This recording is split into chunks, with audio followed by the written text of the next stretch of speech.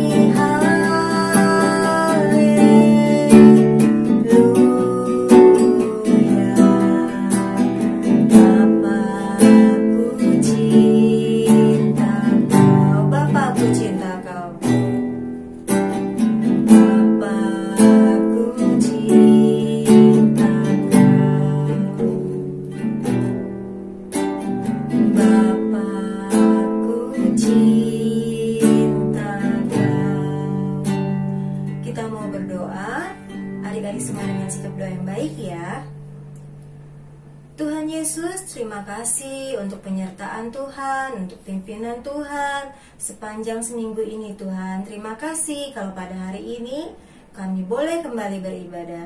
Tuhan, tolong berkati dan pimpin ibadah kami dari awal, pertengahan, hingga akhirnya. Terima kasih Tuhan Yesus. Hanya di dalam nama Tuhan Yesus kami berdoa dan mengucap syukur. Haleluya. Amin. Nah, adik-adik, sekarang kita mau memuji Tuhan. Kita bangkit berdiri yuk adik-adik. Kita mau nyanyikan lagu Happy Ya Ya Ya. Pasti adik-adik semua di rumah bisa ya lagu ini ya. Yuk kita bangkit berdiri. Kita pakai gerakan semuanya. Happy Ya Ya Ya ya. Happy Ya Ya Ya. Happy Ya Ya Ya. Saya senang jadi anak Tuhan. Siang jadi kenangan, malam jadi impian. Cintaku semakin mendalam. Sekali lagi. Happy Ya Ya Ya. Happy Ya Ya Ya. Saya senang jadi anak Tuhan. Siang jadi kenangan, malam jadi impian. Cintaku semakin mendalam. Cintaku semakin mendalam. Cintaku semakin mendalam. Nah adik-adik, kita mau sambung dengan lagu Sama-sama Melayani Tuhan. Iya, kita mau dari kita kecil sampai kita besar, kita mau melayani Tuhan. Nah, lagunya seperti ini. Kakek-kakek, nenek-nenek. Kalau kakek-kakek, kita belaga bungkuk-bungkuk. Nanti kalau nenek-nenek pakai kacamata, kalau tante-tante berhias, om-om itu berkumis. Ya, yuk semuanya.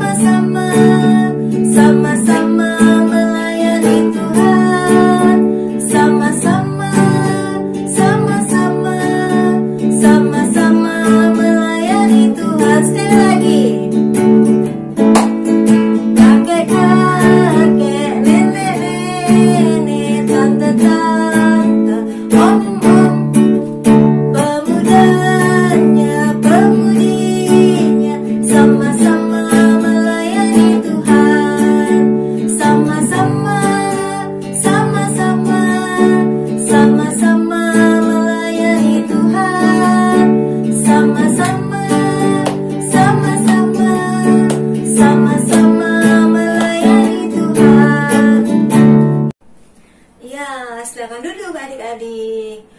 Nah, kita mau belajar ya adik-adik. Dari kita kecil, kita mau melayani Tuhan Yesus. Sampai kita besar, kita dewasa, kita mau terus melayani Tuhan. Nah, sekarang tiba saatnya kita mau mendengarkan firman Tuhan. Kita mau naikkan satu pujian, Roh Kudus yang manis.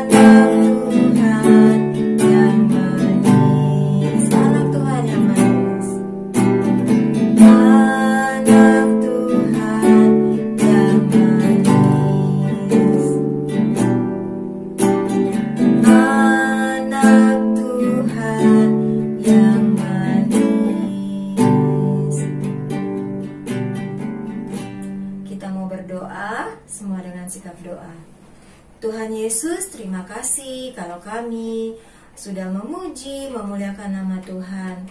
Tiba saatnya kami mau mendengarkan firman Tuhan. Tolong kami Tuhan, ampuni dosa kami, sucikan hati kami, agar kami mengerti firman Tuhan hari ini. Terima kasih Tuhan Yesus, hanya di dalam nama Tuhan Yesus kami berdoa dan mengucap syukur. Haleluya, amin. Shalom adik-adik, ketemu lagi di ibadah daring bersama Ero Kids GKRI Mangga Besar.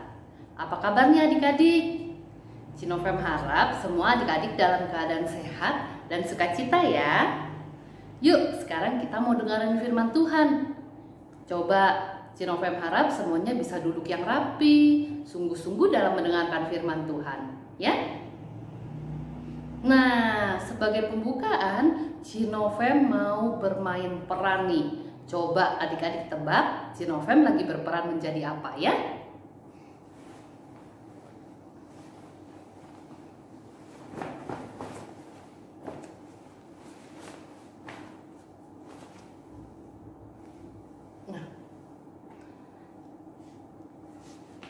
Oke, siap. Ya, silakan masuk Pak, Bu. Ya, silakan masuk. Silakan duduk ya. Bapak sama Ibu mau pesan apa? Oh, ya, baik. Tunggu sebentar ya, pesanannya akan segera datang. Nah, coba adik-adik tebak, Cinovem lagi jadi apa sih tadi? Ih, pinter loh semua adik-adik. Betul, Cinovem lagi berperan jadi seorang pelayan. Nah, menurut adik-adik, pelayan yang baik itu seperti apa sih? Ramah, betul. Terus apa lagi? Iya, nggak boleh jutek ya. Harus berbicara dengan baik, orangnya ramah, melayani dengan baik, supaya orang yang dilayani itu bisa senang dengan pelayanan kita. Seperti itu kan? Iya, betul sekali adik-adik. Nah, tapi adik-adik, pelayanan yang akan kita bahas sekarang ini adalah tentang melayani Tuhan. Ya, mirip-mirip sih sama pelayan yang tadi, tapi kalau melayani Tuhan emangnya kayak tadi, suruh duduk? Enggak kan? Tapi melayani Tuhan itu juga harus dengan sikap yang benar. Coba kalau pelayan tadi sikapnya tidak baik, adik-adik kan sebagai orang yang dilayani pasti tidak suka. Demikian juga ketika kita melayani Tuhan. Bagaimana sikap yang baik dalam melayani Tuhan? Bagaimana sikap yang benar dalam melayani Tuhan? Yuk kita lihat contoh melayani yang ada di Alkitab, yaitu kisah Nabi Elisa dan Naaman yang diambil dari kitab 2 Raja-Raja pasal 5 ayat 1 sampai 27. Yuk kita simak ceritanya sama-sama. Di kerajaan Aram ada seorang panglima bernama Naaman.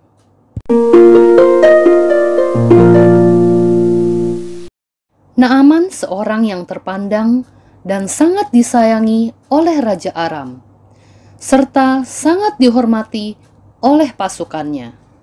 Tetapi suatu hari Naaman terkena sakit kusta.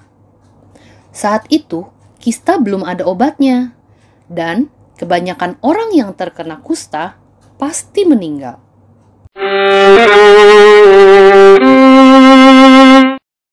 Orang Aram pernah keluar bergerombolan dan membawa tertawan seorang anak perempuan dari negeri Israel. Kemudian Naaman mengambilnya untuk menjadi pelayan istrinya. Berkatalah gadis itu kepada nyonyanya, "Sekiranya tuanku menghadap nabi yang di Samaria itu, maka tentulah nabi itu akan menyembuhkan dia dari penyakitnya dengan kuasa Tuhan." Lalu istri Naaman menyuruh seorang pelayan untuk menghadap Raja Aram dan menyampaikan perkataan gadis Israel itu. Maka jawab Raja Aram, "Baik, pergilah, dan aku akan mengirim surat kepada Raja Israel." Lalu pergilah Naaman dan membawa sebagai persembahan 10 talenta perak dan 6.000 shikal emas, dan 10 potong pakaian.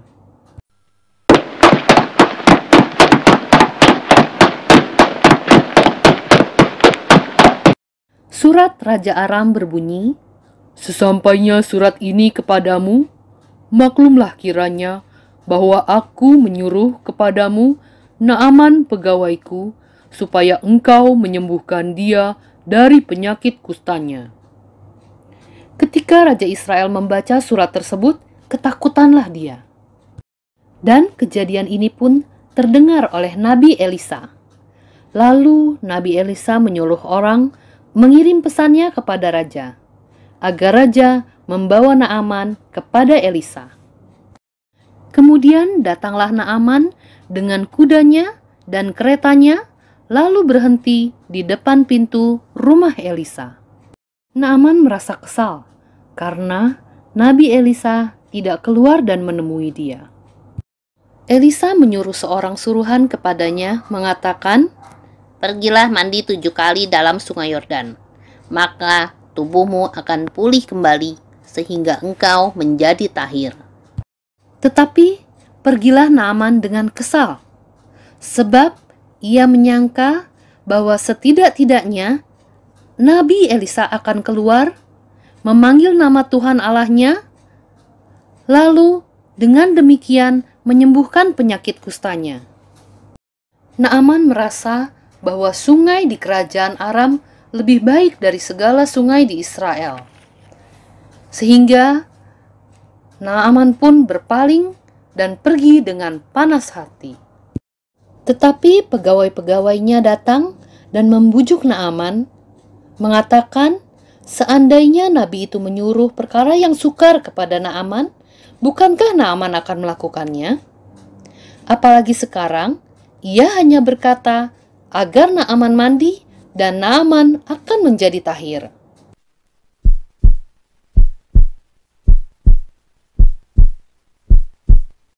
Kemarahan Naaman pun reda. Lalu ia pergi ke sungai Yordan. Naaman pun membenamkan dirinya 1 kali. Kustanya masih ada. 2 kali. Kustanya juga masih ada. 3 kali. 4 kali. 5 kali. Sampai ke 6 kali, kustanya masih ada. Naaman menjadi ragu. Apakah hal ini dapat berhasil menyembuhkan kustanya? Ketika ia membenamkan diri yang ke-7 kalinya, lalu keluar dari air, wow, kustanya sembuh. Kulit Naaman pulih dan bersih seperti seorang anak muda. Kemudian kembalilah Naaman dengan seluruh pasukannya kepada Nabi Elisa dan berkata, "Sekarang aku tahu bahwa di seluruh bumi tidak ada Allah kecuali di Israel. Karena itu, terimalah kiranya suatu pemberian dari hamba-Mu ini."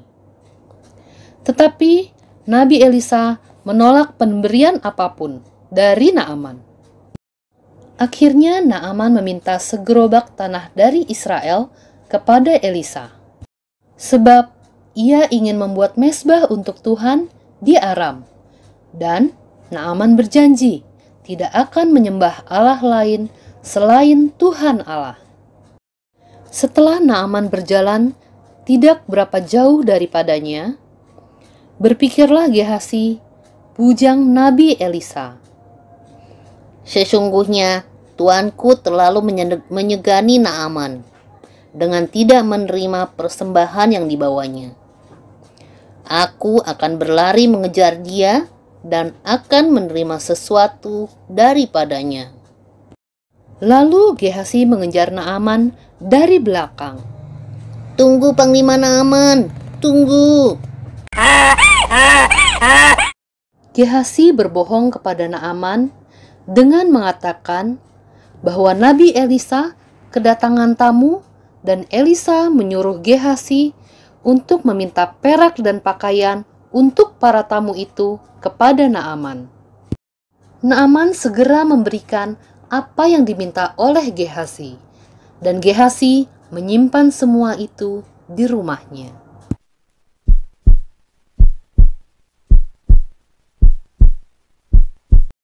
Baru saja Gehasi masuk dan kembali kepada Nabi Elisa, Elisa bertanya kepada Gehasi, dari manakah dia?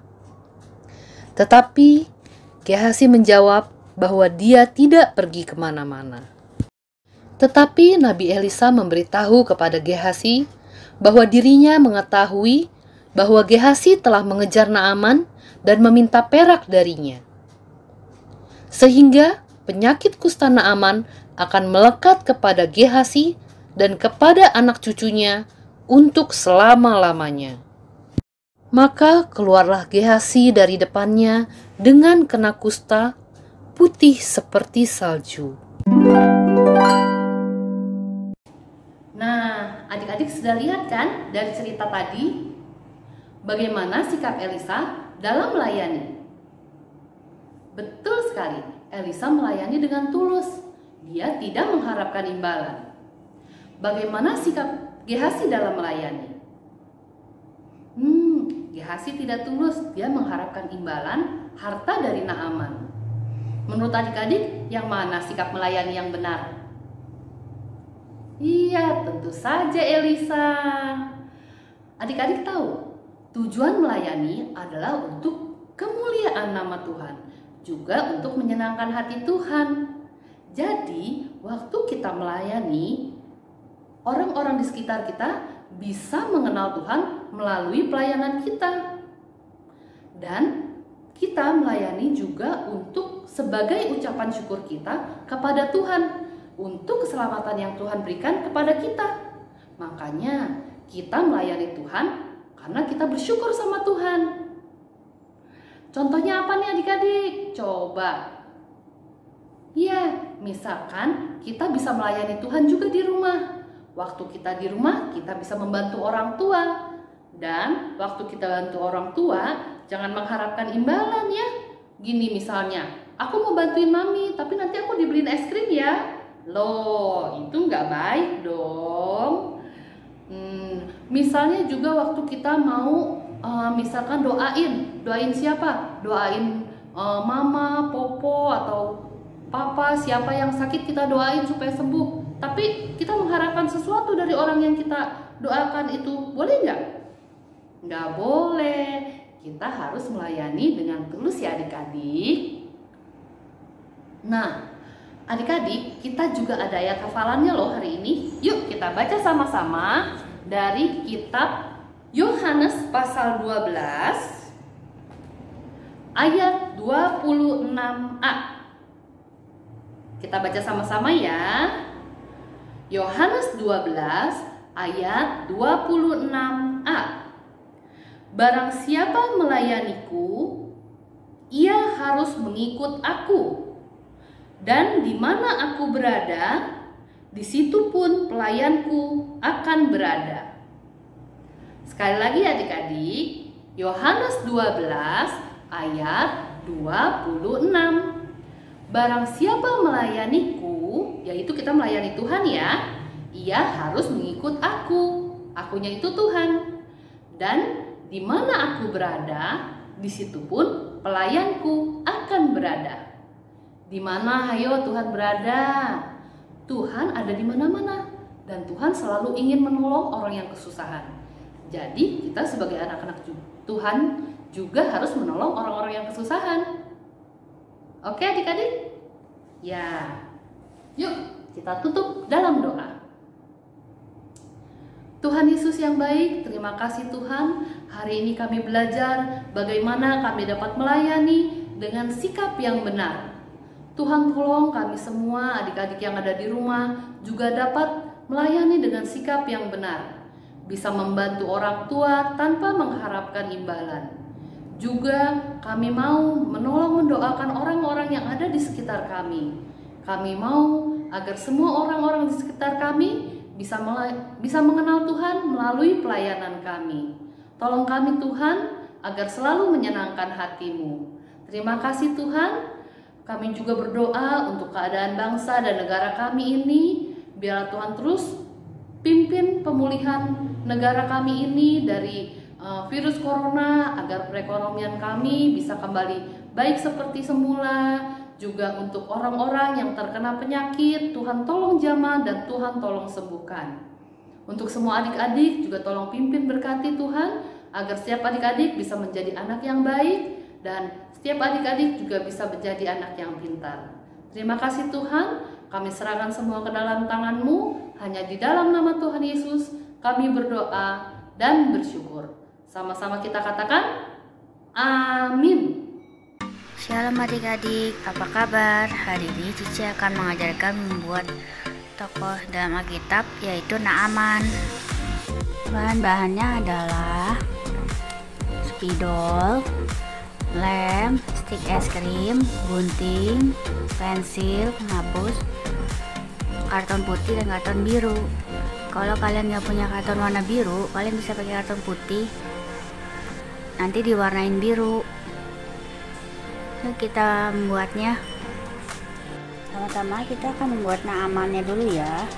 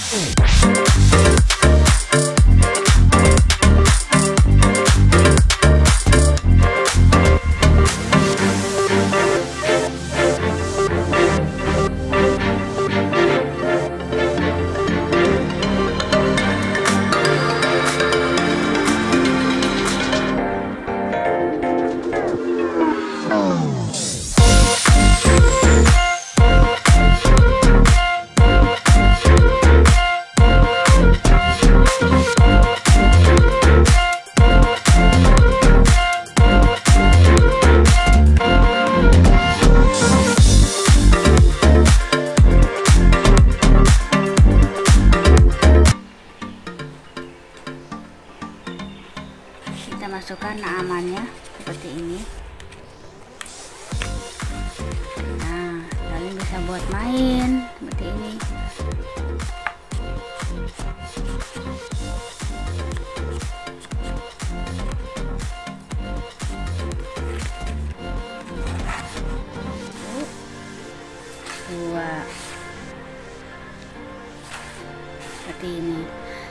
Selamat coba adik-adik, Tuhan Yesus memberkati.